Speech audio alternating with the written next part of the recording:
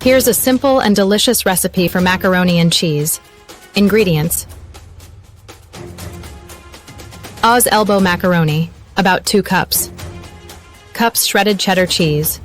4 cup grated Parmesan cheese, 3 cups milk, 4 cup butter, 4 cup all-purpose flour, 2 teaspoons salt, 4 teaspoons black pepper. Optional, 1/4 cup breadcrumbs for topping. Instructions: 1. Cook the pasta. Boil water in a large pot, add a pinch of salt, and cook the macaroni according to package instructions. Drain and set aside. 2. Make the cheese sauce. In a large saucepan, melt the butter over medium heat. Stir in the flour, cooking and stirring for 23 minutes until it forms a paste. This is called a roux. Gradually whisk in the milk, stirring constantly to avoid lumps, and cook until the sauce begins to thicken, about 57 minutes. Add salt, pepper, and any optional seasonings like a pinch of garlic powder or paprika. 3. Add the cheese.